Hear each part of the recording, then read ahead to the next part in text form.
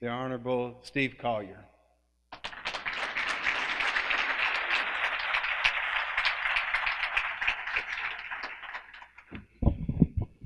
So before we start, some of you know this about me already, but I'm an ex-history teacher, and so I warn people beforehand that I tend to go on and on. Trace knew that before we came in this morning, so his method was to fake microphone problems to make sure my speech is a little bit shorter today. So pretty sly there, Trace. In there. Welcome and thank you to my fourth State of the City address. I hope that it's become evident one of my personal goals throughout my 4 years in office is to get as much done as possible.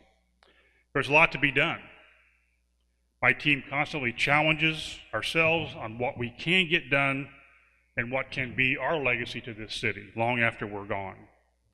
Moving Lawrence forward has been both rewarding and at times challenging. But now, I like to say we are paving the way for a much bigger and brighter future for the city. In my mind, we've just begun to accomplish what the city can accomplish in the coming years, long after I'm gone, by the way. I continue to be uplifted by the encouragement, support, and positive feedback I receive from our citizens, business leaders, school leaders, churches, civic organizations, members of our military, and those who serve with me in local government. I have a couple of overarching goals I call them, that I want to make sure that I communicate today. I've lived in this city for 60 of my 64 years. We have a rich history, but we cannot continue to cling to the old and tired ways of doing business of the city. We must become a city with vision, a city with big ideas, with citizens and leaders who can pave the way to make them a reality. I am committed to sharing this progressive vision with as many groups and individuals as I can. Progress is hard, but it's worth the effort. I continue to be awed by the dedication of the talented people who join me in this endeavor. As I say so often, when you're the mayor of a city, you get credit for a lot of things you don't have a lot to do with. And if you did the right thing, if you made the right decision, if you hired the right people, they will make you look good. I will take credit for hiring the right people. It's these people that work for me and work for the city that are making things happen in such a great light. I'm going to go through them very quickly here, so don't applaud, please. We're crunched on time. I want to say a little bit. City Clerk Kathy Walton, been around here for so long. Jason Fenwick and Tyler Douthit, Dick Controller's office. Dave Hoffman and Dino Vitalis, my police chief and fire chief. Eric Martin, the longest serving member of the City of Lawrence, by two months, I believe it is. Over the next guy, Scott Salisbury, over 30 years between the two of them, 60 years total. Paul Warner, water and sewer utility. Jim Hennigan, streets, more on Jim later. Project design and planning and code enforcement, Bill Anthony. Economic development, Cam Starnes. PIO, and the guy responsible for all that you're about to see here today, and those pamphlets on your table, Jimmy Griffith. He is awesome. New to the staff just this last week, and she has gotten kind of a rather rapid integration into what's happening in the city. Ashley Hopper. IT coordinator Steve Clark.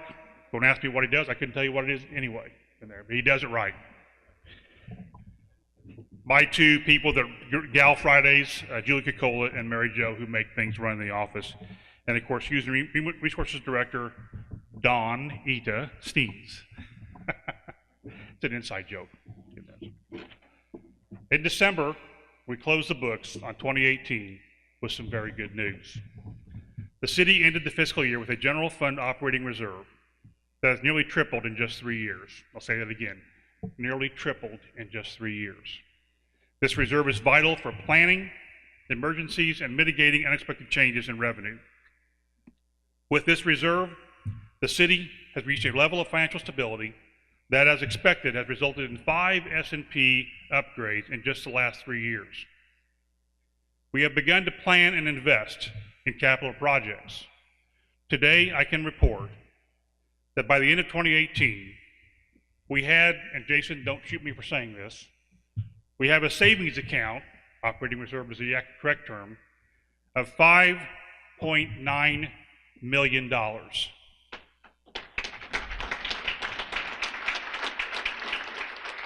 That's a 270% increase in just 3 years. This is a critical benchmark in fiscal responsibility, and I'm proud of this feat for our city. Only 6 years ago, the city had less than $70,000 in operating reserve. The sanitation department and its assets were sold off. 16 EMTs were laid off. Wages for all employees were frozen, and our city's vital infrastructure was crumbling.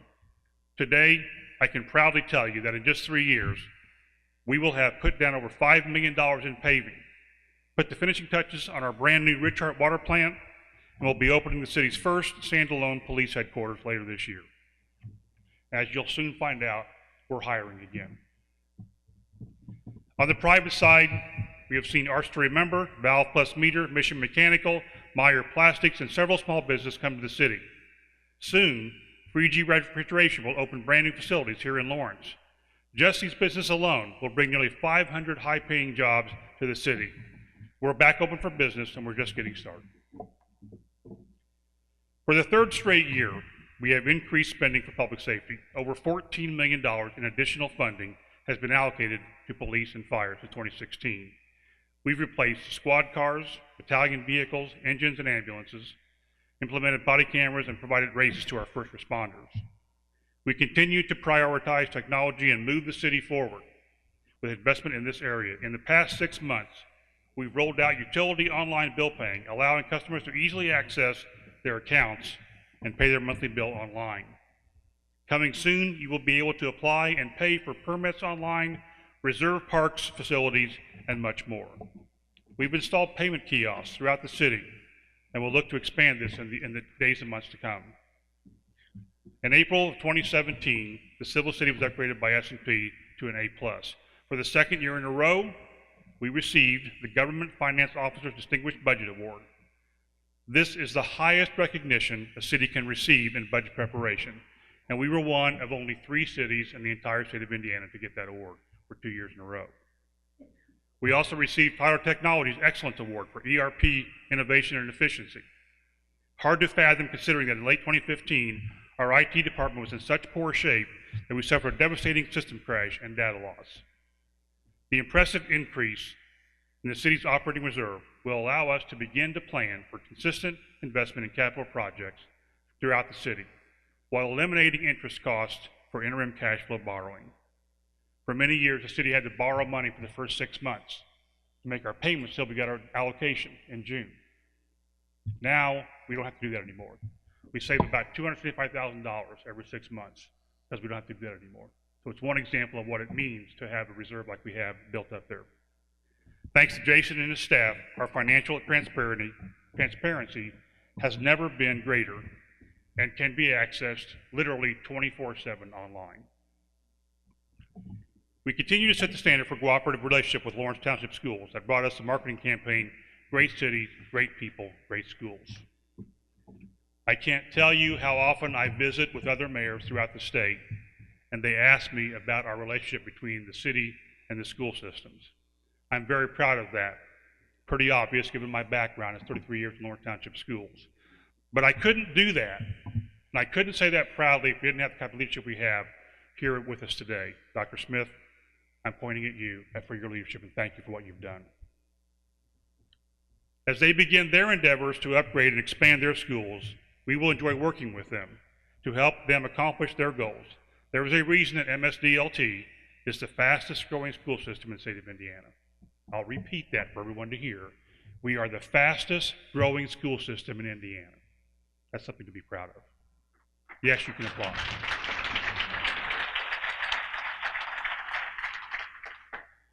Do my Marco Rubio impression there. The Bradley Company has purchased and began a major remodel of the Harrison building to host the Department of Child Services. Meyer Plastics will soon be cutting ribbon to open their new facility. I talked to Ralph on the way in. It looks like we're about a month away from cutting that ribbon. This represents one of the best examples of public and private partnership to get things done in the city. We look forward to a continued and long-term relationship with Ralph and Meyer Plastics. By effectively leveraging EPA grant dollars into private investment along the Pendleton Pike corridor, we continue to enhance our proposed trades district. Dan Penn, who's not here today, but I wish he was, has purchased and continues to upgrade Maison Gardens at 42nd and Post area. Those of you who know Lawrence know that's one of our most challenging areas in the city.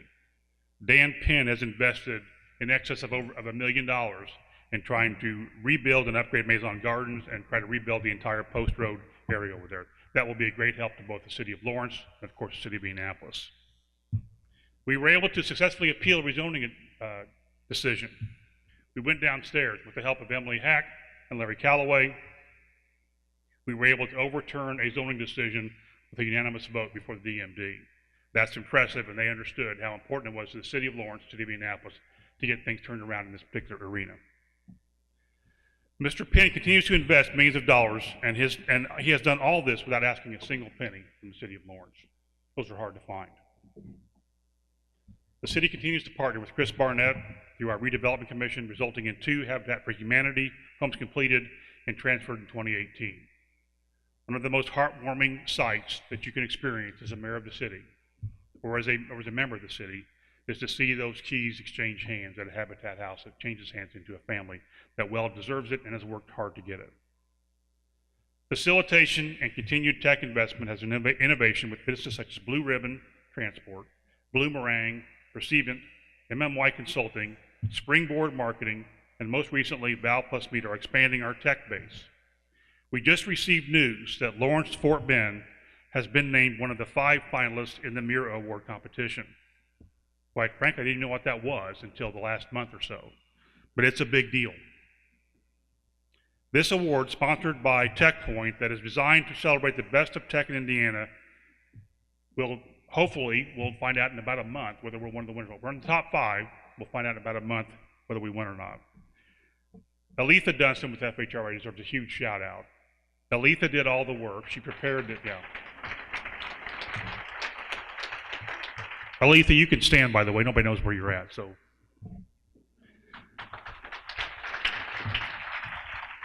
She coordinated and prepared the application, and Cam Starnes and Trace Yates helped to actually do the presentation.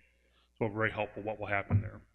Last April, in partnership with President and CEO Trace Yates, the Lawrence Chamber of Commerce, and McKinsey Career Center, Lawrence Township Schools, we hosted a Tech, Trade, and Innovation Symposium that was augmented and helped by Cam Starnes that highlighted Lawrence and explored how to support and advance those industries for the benefit of the city and central Indiana. On April 18th, Roche Laboratories will host the second in this series that will focus on workforce and education in healthcare and life sciences. I think those 2 examples are great reasons why Mira chose us to be one of the finalists in the tech development. Operations. This is the area of the city that gets the most phone calls to my office and his office and 2 or 3 other offices in there. I can't tell you how proud I am of Scott Salisbury's efforts with operations. We decided, it's a little over a year ago, that we could be more efficient by combining utility and DPW, as it had been for many years prior to the LLC being formed. When we combined the 2 into one, we've become dramatically more efficient. Scott has made great decisions on who he hired and who's working for him, but it's been a tremendous advantage to the city in getting things done quicker. Somebody told me today, they came in and they said, didn't find a single pothole in the city of Lawrence today. I said, well, that's great. Wish I could promise you that won't happen, but it's because of their working in this combination that's happening here in the city of Lawrence. I'm very proud of that. The projects that have already begun are too numerous to mention today. Suffice it to say that you will be witnessing major water main replacements, storm sewer rehabilitation throughout the city this year. We are spending nearly $5 million on these projects this summer as we enter the second year of a 5-year maintenance and infrastructure repair and replace plan of action. The new Richart water plant is set to officially open this spring. As we finish demolition and removal of the old facility, this plant will be able to supply water for the entire city in case of an emergency. It will continue to be the primary plant among the city's 3 water plants. Fort Harrison and Indian Lake facilities will be upgraded also.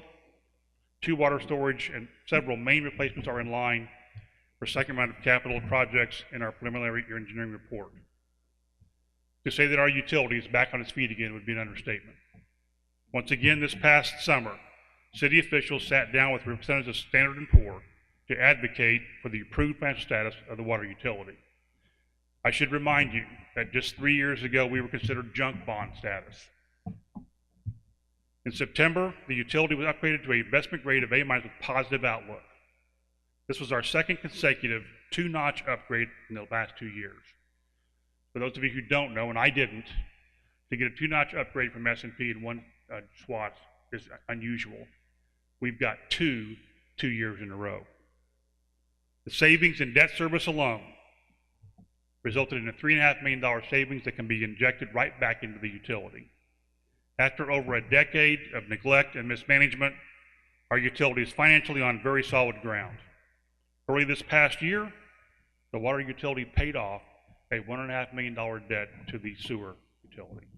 2 years earlier than expected. Our street department was led by Jim Hannigan and Bill Anthony. I have to tell you, I got a strange text message yesterday from Kroger. Kroger had expressed dismay that they were not selling as much bread and milk as they have been in the past because of how good we take care of our streets. So Jim, that's all on you.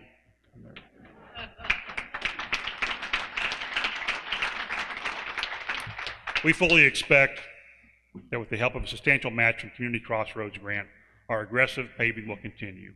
The city is committed to over $1 million toward paving projects in 2018. We will complete 4 more in 2019. This will bring the total amount of money spent on paving in the city to over $5 million in just 3 years. Jim Hennigan's crew, speaking of Jim, have so far this year filled nearly 6,000 potholes in the city of Lawrence.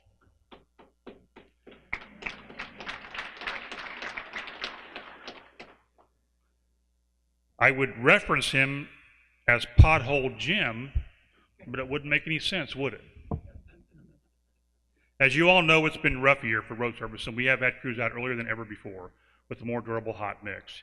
You can now check their pothole progress daily on our website, and please do that. If you see a pothole, get on our website and let us know about it. That helps Jim and his crews out quite a bit.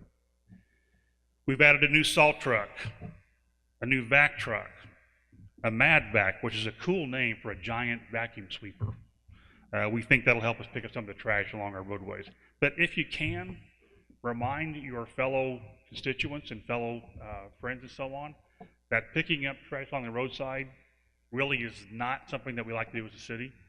I can remember, I'm old enough to remember the Indian, Native American, I should say, on the commercial with the tear coming down his cheek. Anybody remember that in here? How many? I'm way too old, aren't I? There. But I can remember that process out there. Maybe we need to get back to that. So we've got a new street sweeper. All those were added in 2018. The salt barn has been full of salt the entire winter, remains so. There have been major improvements made to the 53rd Street garage. New electrical and LED lighting, along with major site cleanup, has resulted in better organization and more efficient operations. When you see those lines down the middle of the street, that's our pre-treating with beet juice, believe it or not, and salt and brine. It provides 24 to 48 hours of help. If the snow comes down, it meets when it hits the surface. Our most recent memorandum with Indianapolis, we met with them about 2 weeks ago, has outlined 3 major stormwater projects totaling over $8 million planned for construction to begin in 2019. After nearly 15 years, we expect, and we have our fingers crossed, to expect to sign an actual interlocal agreement with any stormwater by the end of April. We completed the 56th Street sidewalk, linking Boy Scout Road with the Fort Bend area. The bicycle pedestrian plan is in the course of planning right now. We spent $50,000 to do a citywide trail and bicycle plan. We now have in the situation now of looking at where we want to begin the first trail and gaining right-of-way in neighborhoods across the city. Citywide streetlight improvements. Hopefully you have seen or you have noticed in the last few months about how much better the city is lighted. We're getting close to getting every street light relit in the city and a much brighter. We've budgeted over $400,000 in the next 2 years to get everything done and to add lights in the city. Public safety. In a single event, we hired a record-breaking 9 new police officers this year. We are now up to a department of 62 police officers. We're fully staffed in the police office for right now. As you know, it's becoming increasingly hard to attract new people into this profession. Happily, the well-earned reputation of Lawrence Police Department under Chief Hoffman has allowed us to attract quality individuals into the city of Lawrence. By the fall of 2018, we had brought an additional 14 new vehicles to patrol officers while upgrading our fleet. We will add 15 to 20 more in 2019. This will allow us to complete an entire replacement of our patrol officers' cars. We've increased staffing in the investigations division. We've added reserve officers that contributed to the reserve division's 3,500 hours of training, patrol, and investigative work. That's the equivalent of adding 4 new officers to the city of Lawrence. The 2018 LPD Citizens Academy produced 30 graduates. Their first meeting, their first classroom is tonight at 7 o'clock to begin the 2019 classroom. LPD implemented the new Motorola countywide police and fire dispatch, replacing the 20-year-old system. Under the guidance of many full-time officers and reserve police officers, advisors, and command staff members, the LPD Explorer program continues to thrive with 35 Explorers in 2018. Post 160 continues as the oldest continually operating post in Indiana, and now we are the largest. The Friends of Lawrence Foundation has now built a $30,000 nest egg and secured their 501c3 status. As is clear, Chief Hoffman has established a standard of excellence in connecting with our community. Last but certainly not least, the LPD leadership team continues to work with construction managers, architects, and designers to ensure that we will be able to open in early October the first standalone police headquarters in the city's history. That does it.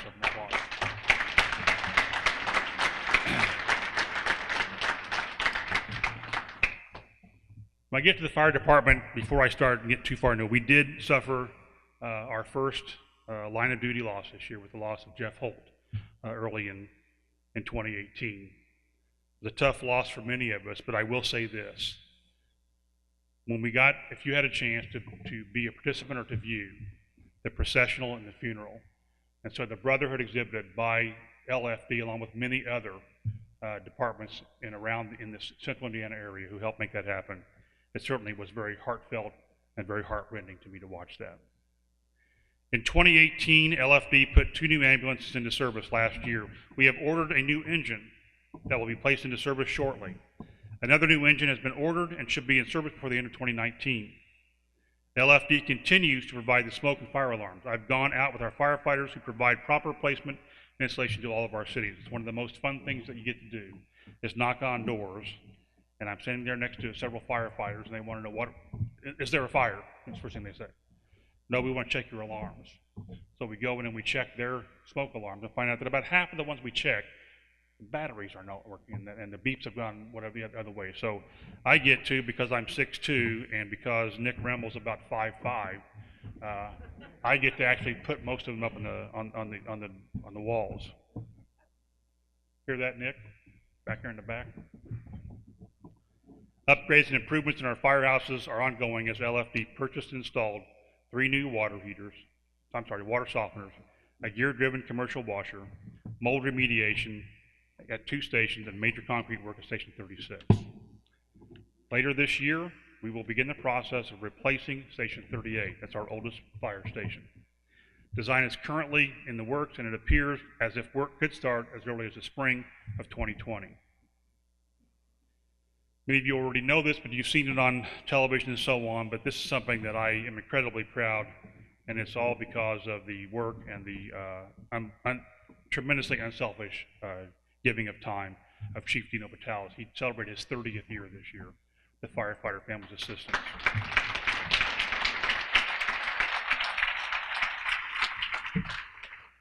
This year, we helped over 600 families receive assistance.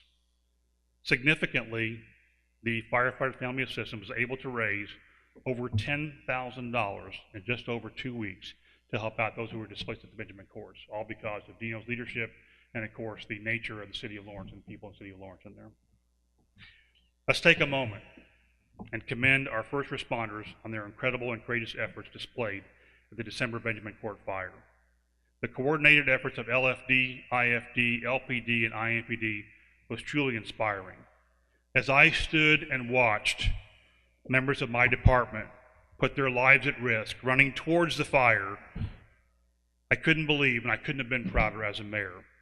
So please, those of you in the back and those of you up front, stand up and receive the applause you so richly deserve.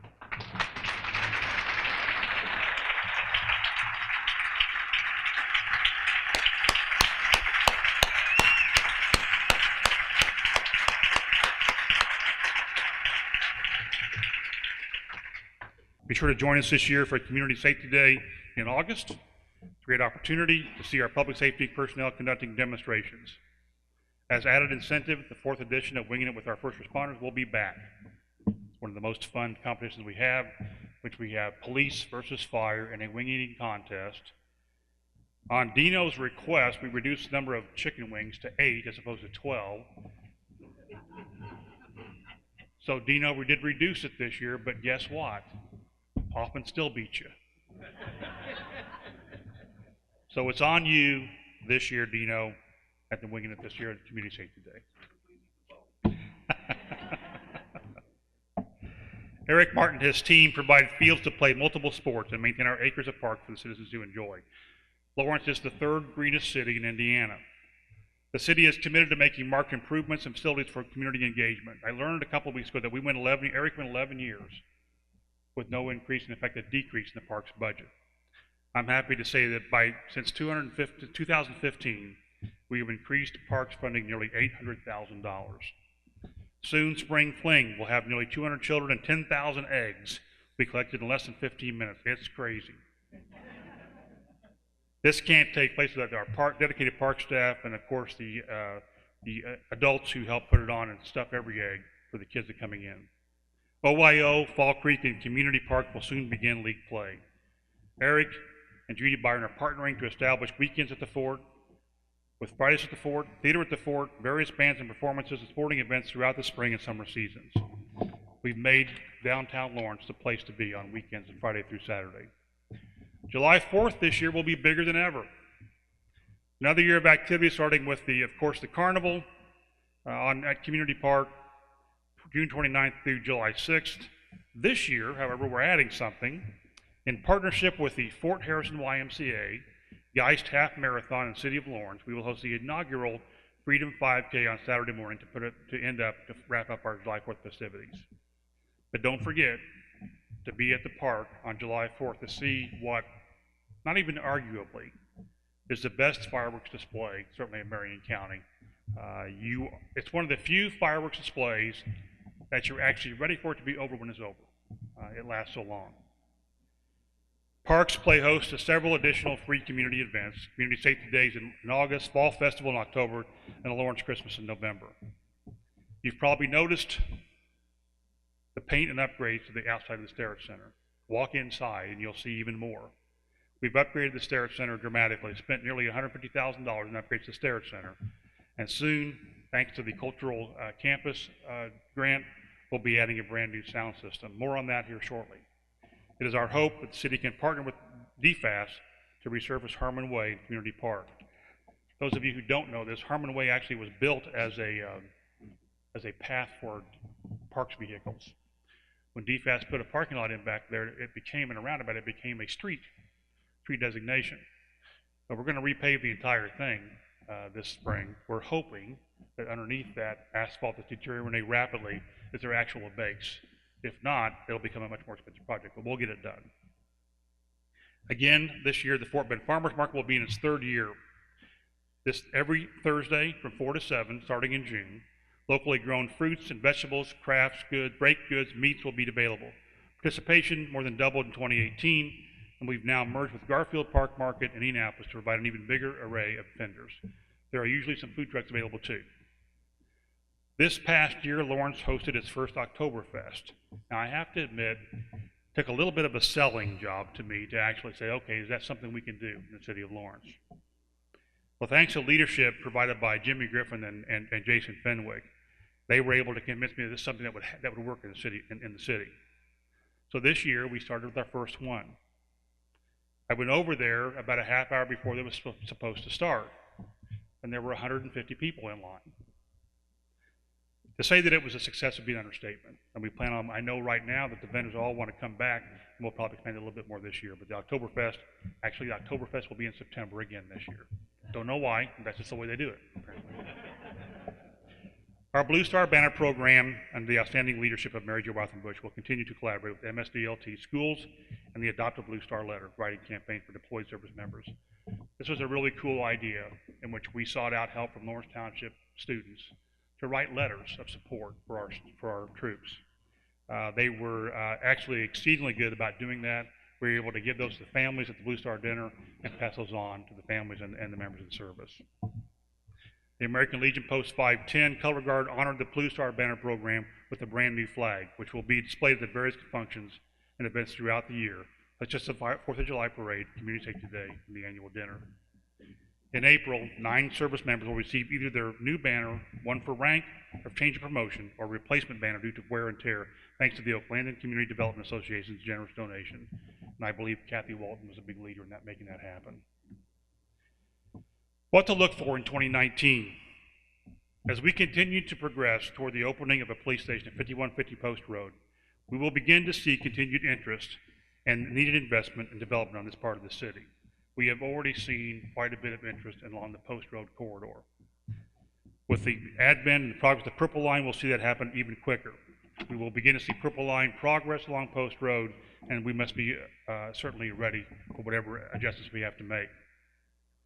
We will continue our commitment to aggressively market the city with an eye toward quality economic development. There's no question in my mind that the message of great city, great schools, and great people was a message we wanted to deliver. No question in my mind either that it helps to explain what's happening with our schools, what's happening with our city in the last couple of years. The planned trades district along the Pendleton Pike corridor will require a public-private partnership with private investors and public incentives. 58 new homes were built in 2018. There are plans to build 111 new homes in Winding Ridge, with the infrastructure already in place. Arbor Homes has approached Scott Salisbury to build 750 new homes in the city of Lawrence. Right here in our downtown, David Weekley Homes are in the midst of their third and final phase. Cityscape has announced plans for a 250-unit market-rated apartment complex right along 56th Street. These projects alone provide the potential for over 3,000 new residents in the city of Lawrence. Marketing surely is paying off. As many of you have already heard, Arch for Lawrence and the city partnered to apply for and eventually receive the largest single grant in the city's history. $5.8 million grant was established a cultural campus right here in the city's downtown. This is the largest single grant ever. Because of Judy Byron's leadership and her tenacity, this grant will enable us to truly change the face of our city. I know that Bruce is here, and I haven't seen Judy. If you will stand up, Bruce, I know you're here someplace, but if you would stand up, and those that were on part of the team, there's Judy back there, stand up. You need to be recognized.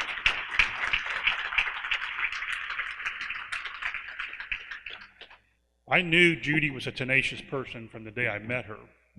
I didn't realize how tenacious she could be, but that certainly is something to be proud of, and it will certainly change our city. This administration will continue to manage the city's finances in a responsible manner and improve constituent services. Through intelligent and thoughtful oversight, we have successfully rebuilt the city's financial reputation. Capital projects need to become a high priority. Consolidating outdated city-owned buildings will create efficiencies and conserve energy with the implementation of an energy savings program. Thank you, Lawrence Common Council and Lisa Chavis particularly. I remain committed to the goal of celebrating the diverse population of Lawrence by providing a variety of city-sponsored and supported events and celebrations. As many of you know, we lost a very good man this past year in Jason Streeter.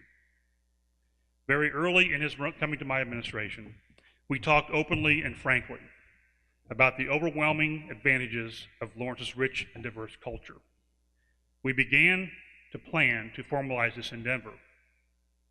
And although Jason is no longer with us physically, I guarantee you that he is smiling down today. I'm excited to announce that following today's event, I will be signing one of the most important executive orders in the city's history. Today, we will officially create the Office of Minority and Women in Business Development within the Office of the Mayor.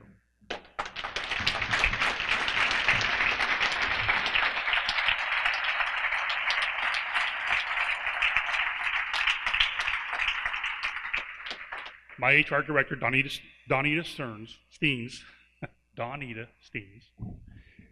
will assume the responsibilities of this office. We are committed to promote diversity and to encourage the development of Lawrence businesses to supporting diversity. You are welcome to join me immediately following today's event for the historic signing. As I close, I want to take this final opportunity to thank all of you present today for making yourself a part of the city. I hope all of you know that we couldn't do the things we've been doing without your help. But I'll also tell you that I won't back off. I'll continue to ask you for your assistance. I'll continue to urge you and prod you to do what you can do to make our city get better and to make us keep moving forward. I'd like to take just a moment right now to highlight a few of those citizens who are going above and beyond and to help to define what makes Lawrence a great city. This was supposed to be a surprise, Harold, but I'll say now, Ashley, will you please stand up? Ashley Reynolds, will you please stand up? She's a beautiful lady, isn't she? She's a bank manager for Old National Bank at Guy. She holds a degree in international business. Ashley is an amazing role model for young women everywhere. She always exhibits a joyful personality and is contagiously upbeat. She leads by example, and there is rarely an event held in the city that she misses. Look for her at virtually every city event that we have. Her willingness to volunteer in whatever endeavor I'm trying to get done, and her friendship has made her an integral part of this community. She is, and she consistently brags about the city of Lawrence, she is perhaps our top ambassador. Thank you, Ashley, for all that you do.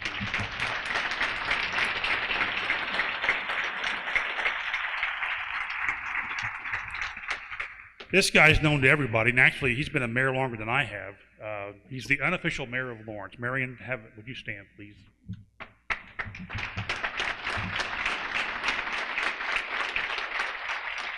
Marion has served the city in nearly every capacity that he can. Served on commissions and councils. Everything you can think of, Marion's been there. He showed his faith in the city many years ago as he invested in large parcels of land. Quickly turned them into opportunities for economic development. He is an ordained minister, and his joyful outlook on life is evident most mornings at his various coffee classes at Starbucks at Pendleton Pike. Come in about every morning of the week once it gets a little bit warmer, right, Marion? This past spring, I was overjoyed to learn that due to Marion's contribution to the city of Lawrence, that he would be recognized by Governor Eric Holcomb with the highest civilian honor in Indiana. He is a Sagamore of the Wabash.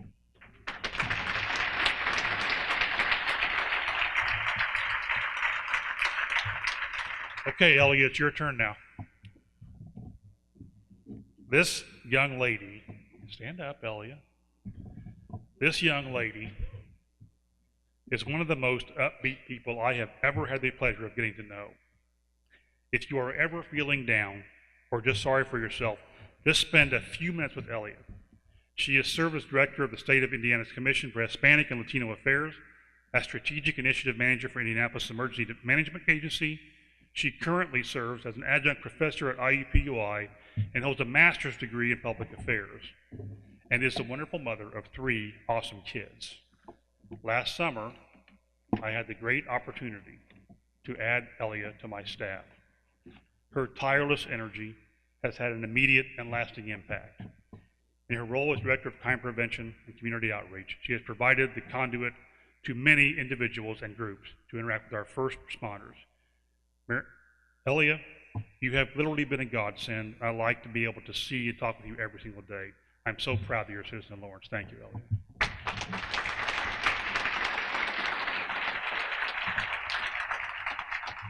Sorry, Trace. Just check my watch. I'm almost there. I am encouraged each day that a new standard of growth and opportunity for our city is in place. At an event late last year, I was listening to the host, Tom Britt, talk about all the positive growth happening in Lawrence.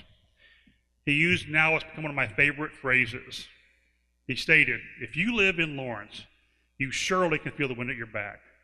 Many of you in this room are part of what's making this happen. We can and certainly should celebrate what together we have accomplished in this past year. But we cannot be satisfied. Real progress is never as easy nor as fast as we would like for it to be. Though all of us like the attractiveness of our small town identity, we must accept the fact that we're the 19th largest city in Indiana. That carries with it great responsibility. I promise you that with your help, my team will take the next step forward in continuing to drive this city to even greater heights. I'll say it one more time. We are a great city with great schools and great people. God bless each of you, and God bless this city. Thank you.